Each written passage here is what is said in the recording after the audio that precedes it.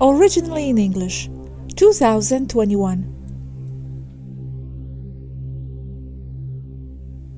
Tulpas are not only real, they are just about everything that exists.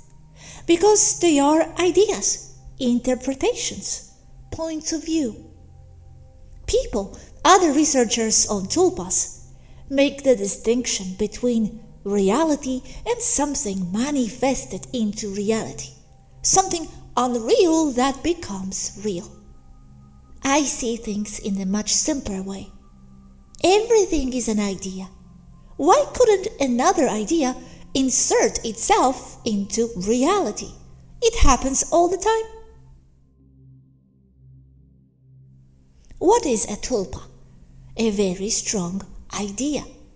What is reality? A very strong idea or set of ideas. So, what is the difference? The difference is, again, only another idea. As I see things, there is no reality as such. It is only a set of ideas, agreements of perception.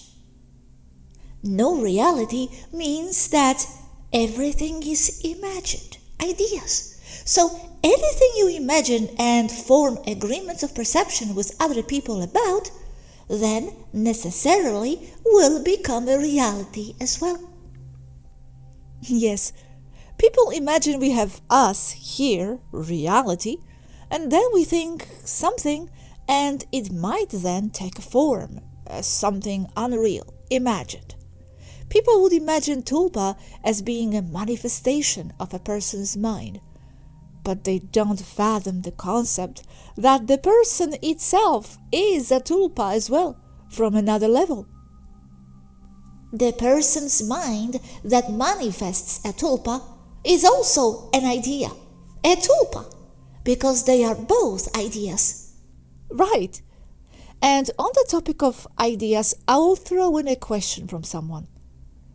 If everything is an idea, matter or the physical world is another idea, manifestation then is also an idea. But what is it that makes us as ideas exist? The answer can be very varied, and it is only my opinion. From the point of view of the original source from which everything emanates, and being outside of time and space, every thought form and everything that existed, exists, and will exist has always existed. Therefore, nothing is being created in a person's mind. But yes, she is becoming compatible with channeling of that specific idea from the source. So a person would be the set of ideas or thoughts or occurrences that the source generates and forms an attachment, a description of an apparently limited being.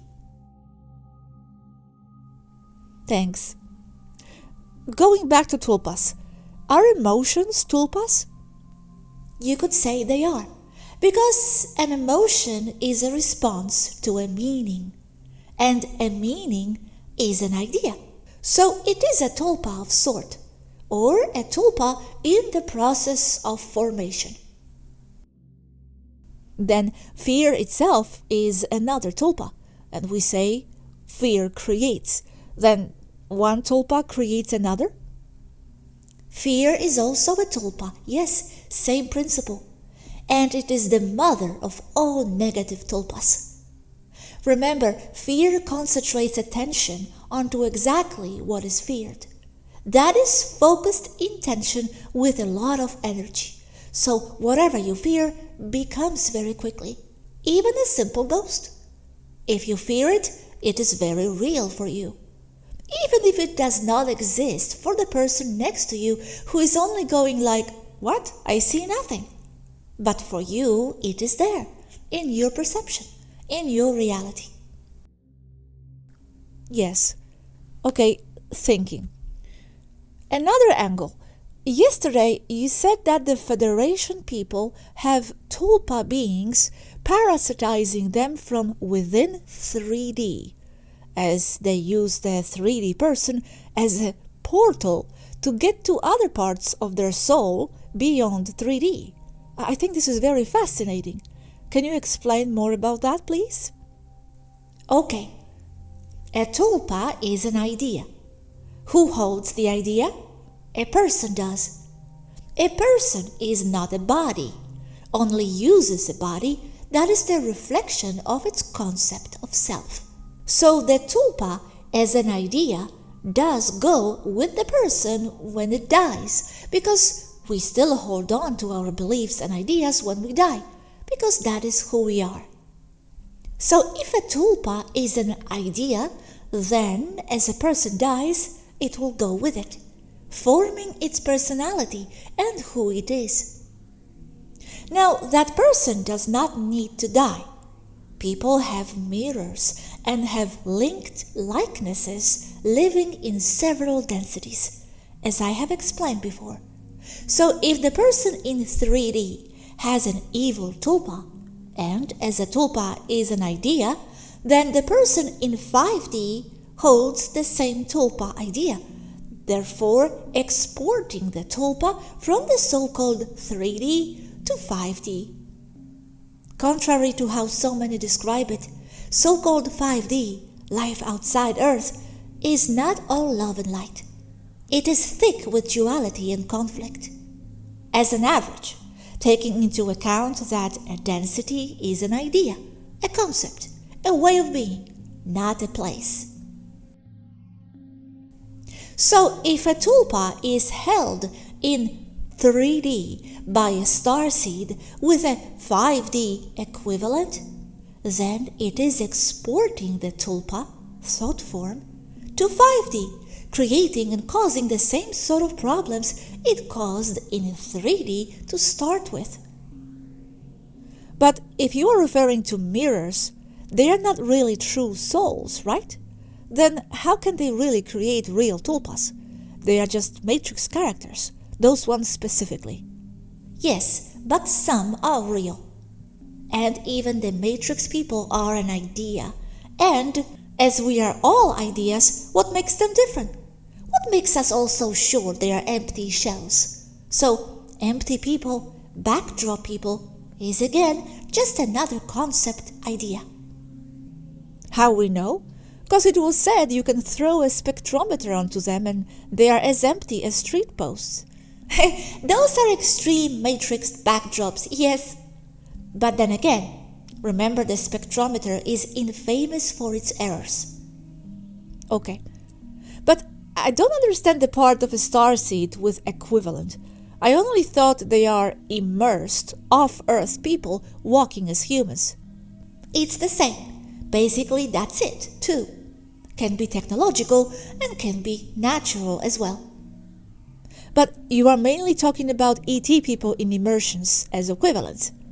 You mean once they wake up, they will bring those tulpas with them? Yes. But also another scenario. A person that is simultaneously in 5D and in 3D as well, with the intervention of a starship with time travel involved. That's grave and so easy for a tulpa to move from one density to another.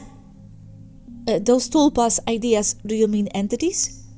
Tulpa and entity for me are basically the same. If an entity is evil, it can only be a tulpa, because pure evil cannot create anything, only destroy. Create is love, therefore not evil. So all evil is a tulpa. Positive entity is a tulpa too, since we all are. You said everything is tulpas, even us. Yes, okay. Expanding on that, yes. I just didn't explain clear enough.